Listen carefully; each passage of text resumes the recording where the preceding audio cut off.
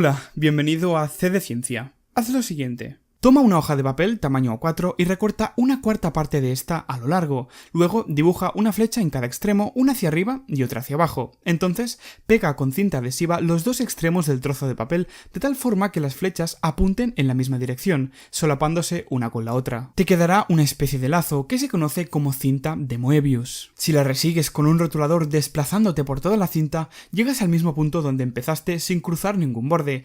Esta es la forma de saber que estás ante una cinta de Moebius, un objeto que solo tiene un lado. ¿Pero qué tiene de especial este objeto? Veámoslo. Ahora haz un agujero a 1/3 del grosor de la cinta y empieza a cortarla en una dirección, manteniéndote siempre a 1/3 del límite, hasta que des 2 vueltas y llegues a donde empezaste. Si lo has hecho bien, deberías quedarte con algo así, 2 cintas entrelazadas, siendo una de ellas de Moebius. Por lo que podrías repetir el proceso casi infinitamente. ¿Magia?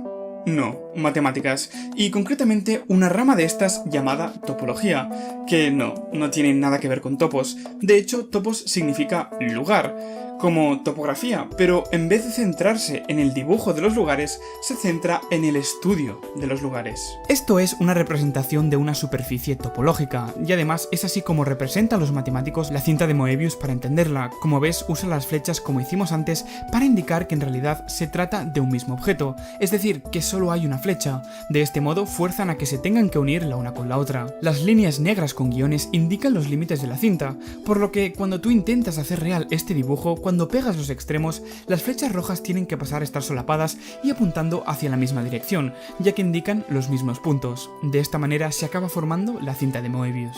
Estas representaciones nos sirven para representar la realidad de 3 dimensiones en 2 dimensiones, pero la magia está en lo siguiente. También permiten representar objetos que existirían en un universo con más de 3 dimensiones. Y los matemáticos lo han hecho, ya que es la única forma que tenemos de visualizar cosas que nuestros limitados cerebros tridimensionales no nos permiten. Con simples polígonos de 2 dimensiones podemos representar cualquier objeto que exista en la tercera, cuarta, quinta, sexta y hasta la infinita dimensión, simplemente añadiendo caras a estos polígonos. Veamos pues un ejemplo de una superficie topológica que existiría fuera de nuestro universo tridimensional. Pero para que lo entiendas bien, primero veremos una que es muy parecida a nivel de representación, pero que sí puede existir en nuestro universo de 3 dimensiones. Un toro, vulgarmente conocido como donut o rosquilla, aunque algunos youtubers lo usen para describir la forma del universo. Como ves, en esta ocasión tenemos 2 flechas distintas. Además, a diferencia de la cinta de Moebius, aquí no pasan cosas raras, no hay que girar nada ni hay una sola cara en todo el objeto. Procediendo como antes, juntamos las flechas iguales entre ellas y nos sale una figura tridimensional. Bonito, ¿verdad? Pues ahora volvamos a la representación topológica del toro, pero hagamos una pequeña modificación. Hagamos que una de las 2 flechas rojas vaya hacia la izquierda. Ahora se complica la cosa, porque el objeto que estamos representando no puede existir en nuestro universo. Como ves, si intentamos desarrollarla en 3 dimensiones,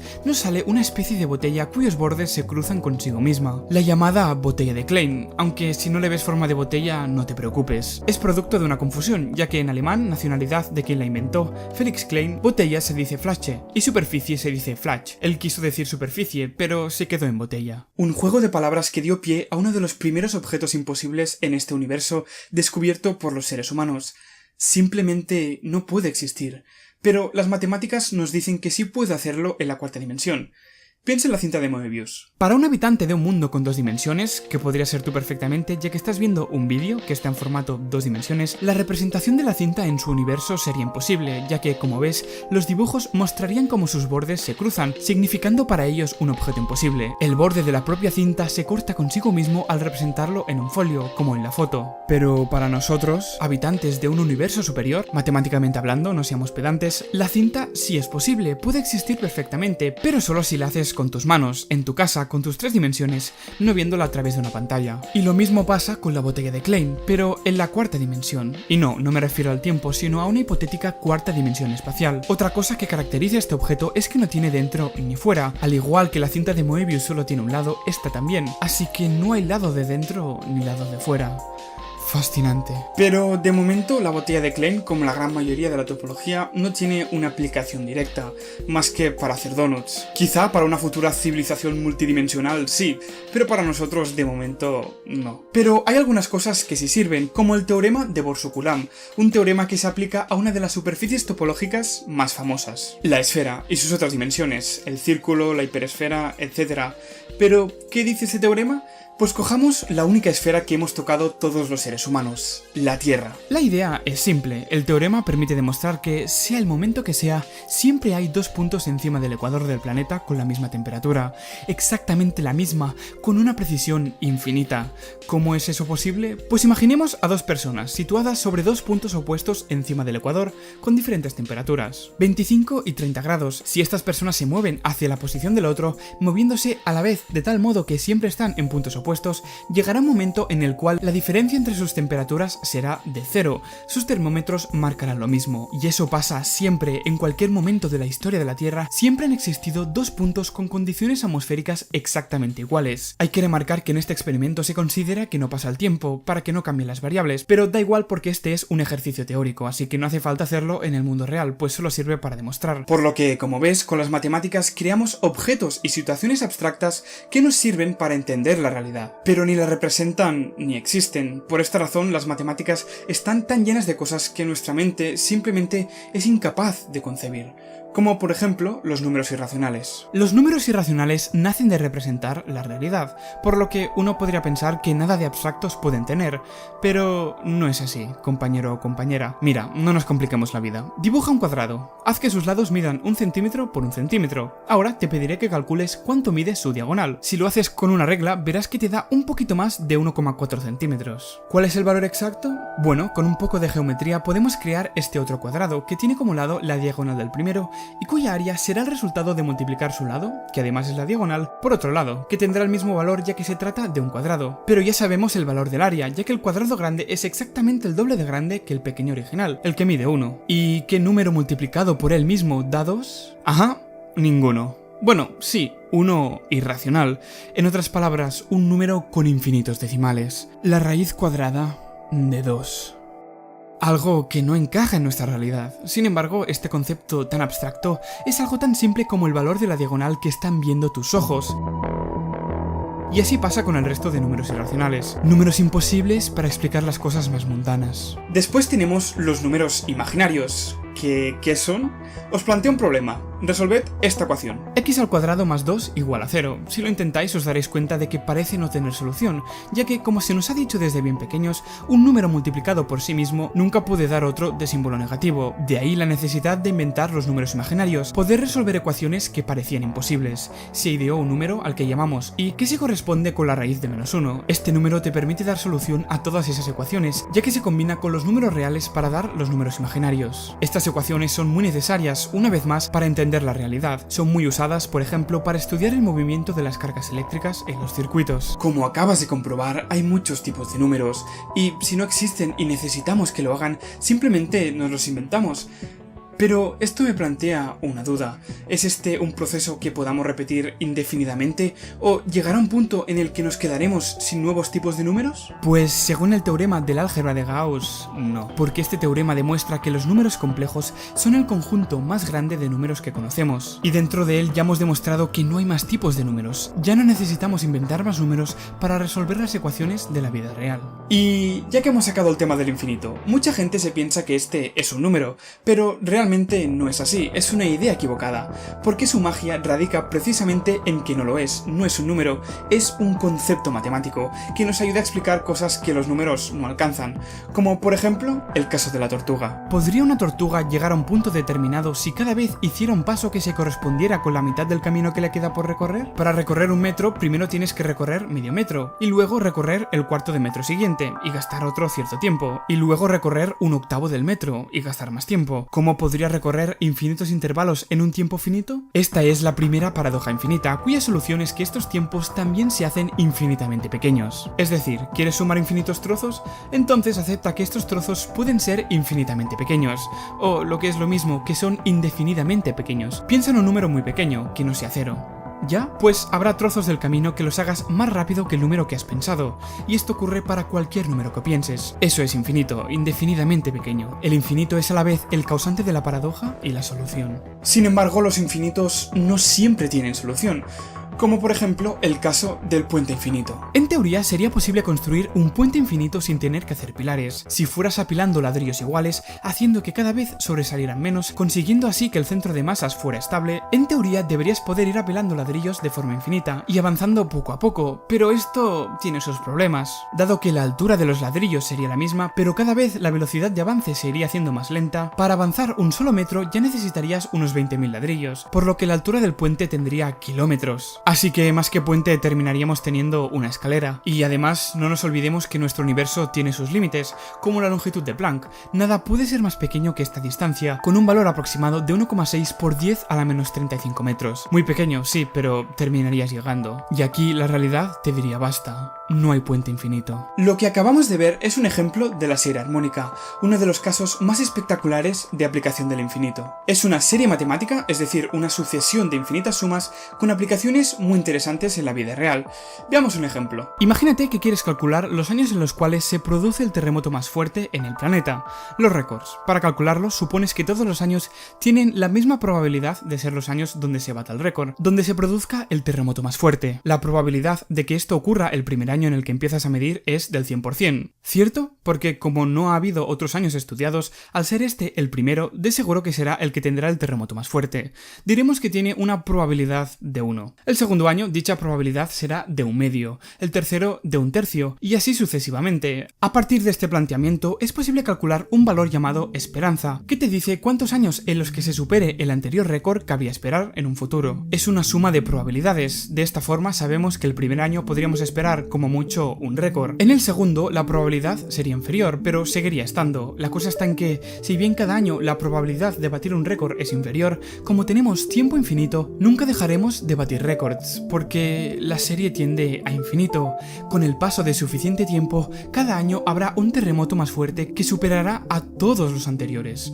Un nuevo récord absoluto. Siempre aún está por llegar, y aún estará por llegar dentro de 1000 años. Sin embargo, podemos poner un límite a ese tiempo, un límite a la serie, e intentar calcular el número de récords que se deberían producir en, digamos, 100 años según la serie armónica. Y voilà, lo más espectacular de todo es que coincide con los datos reales. Si buscamos, por ejemplo, el número de terremotos récords que se produjeron en el pasado siglo, contando cuántas veces se superó el anterior terremoto más fuerte, vemos como efectivamente hay un total de 5, como predice casi exactamente la serie armónica. Puedes comprobarlo por tú mismo. Bonito y fascinante a la vez. Otras series también tienen su belleza, como la serie de 1 entre n elevado al cuadrado, cuyo resultado da pi elevado a 2 entre 6. Sí, pi, exactamente ese número tan especial aparece ahí. Increíble. Pero volviendo a la serie armónica, lo mejor de ella es que se puede aplicar a cualquier cosa, como por ejemplo a la felicidad. Si esta se pudiera medir del mismo modo que con los terremotos,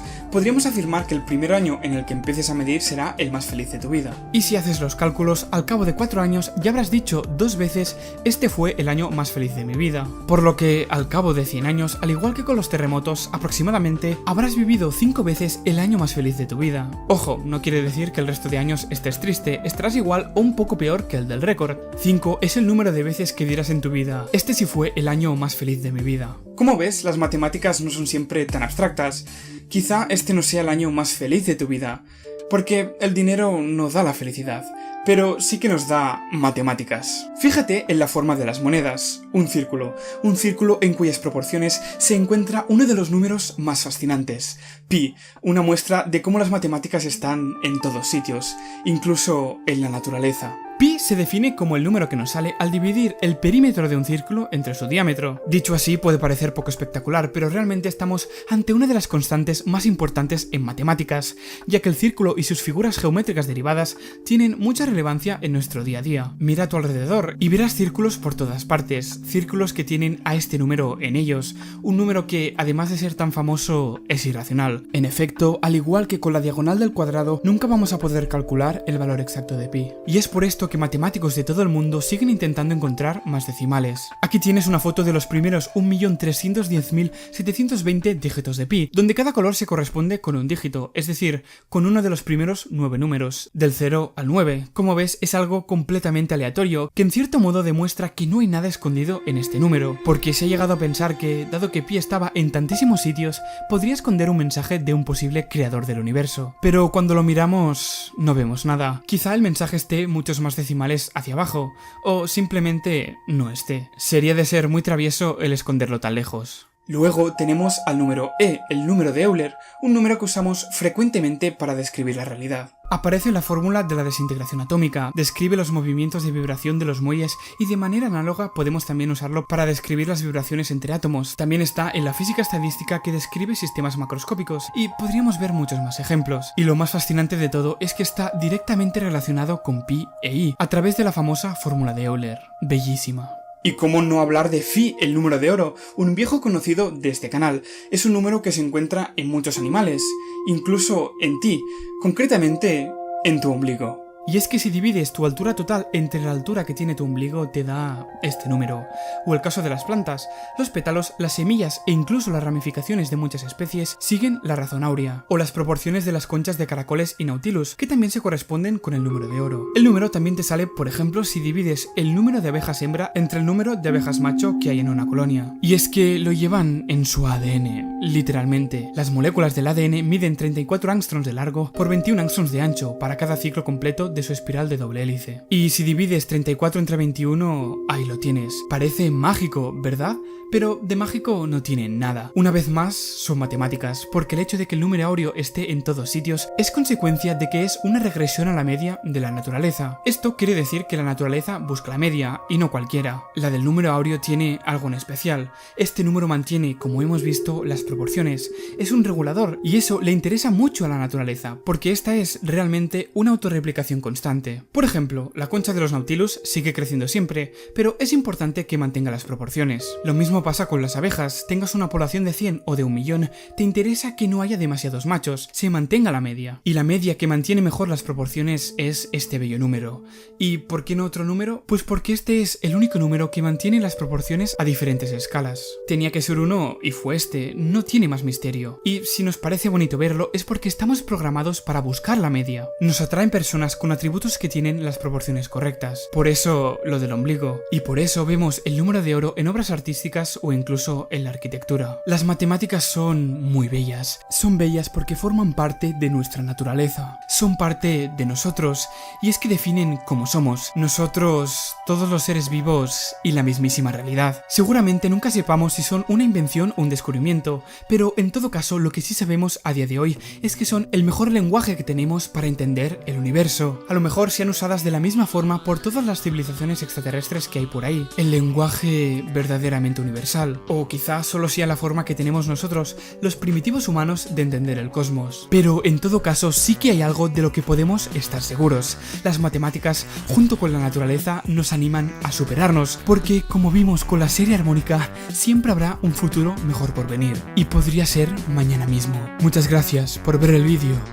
Y adiós.